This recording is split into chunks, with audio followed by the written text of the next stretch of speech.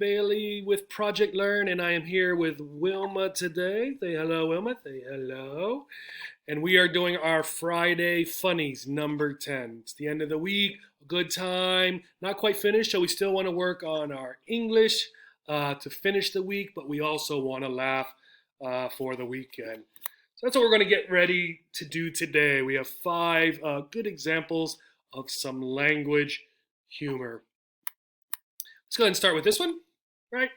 Important thing always to figure out what you have in the picture and what language you have. So we can see we have a banana here, and that's it for the picture, really. Time flies like an arrow. Fruit flies like a banana. Okay, so we have 2 very similar sounding sentences. Let's start with the first one. Right? When we think of time, we think of an arrow. What is an arrow? Well, an arrow is like this, right? We use it to hunt. Arrow also just something that points, right, at different directions, right? When we think of time, we usually think of it in a line, right? Think of this arrow going straight, right, to hit the mark, right? So time, just going straight from the past through the present into the future. Okay, so that makes sense. Time flies like an arrow. It goes straight in a line, right? We understand? So down here, fruit flies like a banana. Now here's fruit, right? Some bananas and some other fruit. Fruit. How does fruit fly? How does a banana fly, right? Doesn't seem funny. It doesn't make sense, right? So we know that somewhere here the problem lies, why we are not finding the humor for this situation. Well, in this one, right, and we don't get this a lot in the humor that we've been looking at, the issue is in the part of speech. Go back to the first sentence. Right here, we have time. We have a noun, then a verb. This like here is a preposition, right? Because this is the verb. So preposition, article, noun. Okay? So this noun is flying like this noun. But go down here, right, where it didn't make sense. We have something different here. Here, our flies is a noun, and fruit is an adjective telling us about the flies. The verb then is like, right? Just like I like bananas. Like is the verb, right? So this is a good example where we're using like in a different way than perhaps we do most often, right? Then we have an article and a noun. So fruit flies, right? What are fruit flies? Well, those are these little guys, right? And what do they like? Well, they like fruit. They like bananas. If you leave a banana sitting out and it starts to get old, you might get a lot of these guys flying around because they like a banana. Good one. You're probably laughing now. Right, Wilma, funny. All right, let's try another one. Here in the background, we have a ball, a tennis ball to be specific. I was wondering why the ball was getting bigger. Then it hit me. Right? So imagine I am standing here. This little handsome stick figure is me.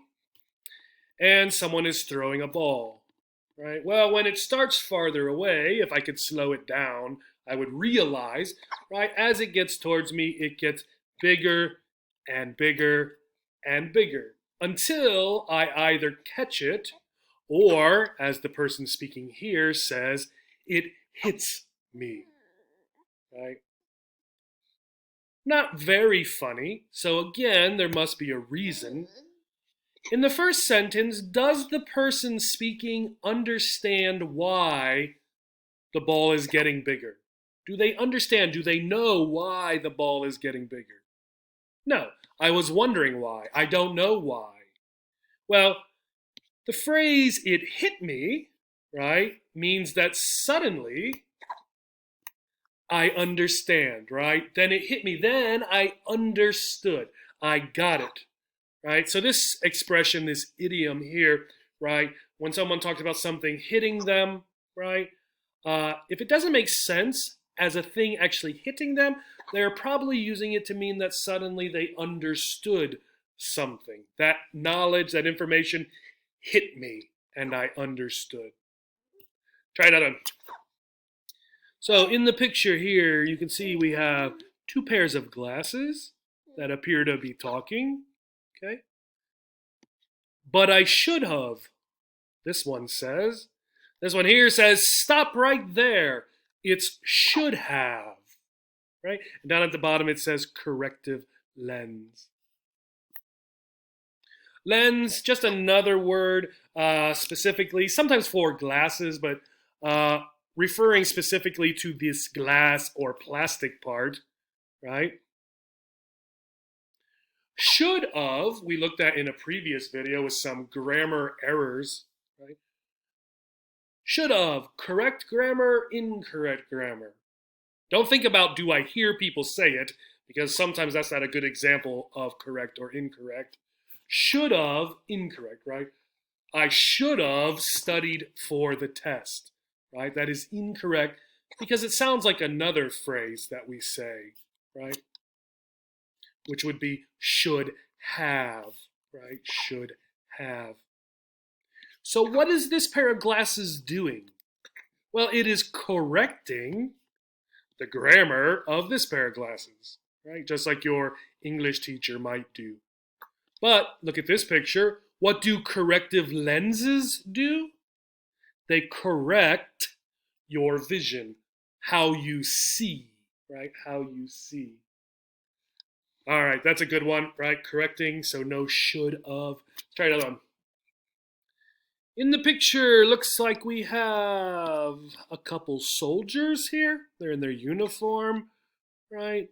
We have a big military army truck. We have some people here. Looks like they're playing music, or that's what their job is. Okay.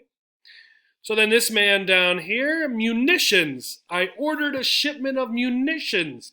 And he's clearly angry, right, about this. There has been a mistake, right?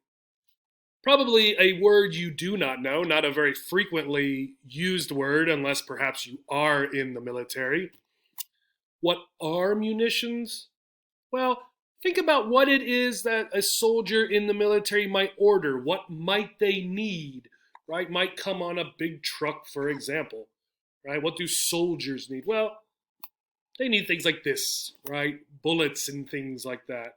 So munitions, bullets and the equipment, some of it that soldiers would use. In fact, we have another word specifically for these sorts of things, ammunition, right? And here is the word.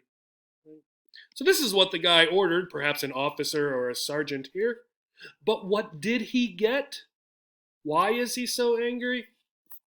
Well, he got musicians, right? People who play music, right? Not the equipment that a soldier would need. And these two words, again, like our language humor often demonstrates, using two words that sound sometimes very similar. All right, our last one today. So this one, we have a scene here, an intersection of the sidewalk or something. But this one's more specifically looking at words. So here we have a word. Either or either, both are correct. And then we have this N walking away by himself.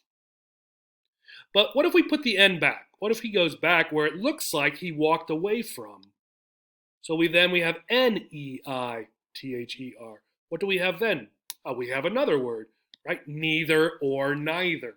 Again, both pronunciations are correct. And then the E here is saying we had to let him go. He gave us no choice. Right? So the humor for this one is probably going to be in what the words mean and then what this person, the E, is saying.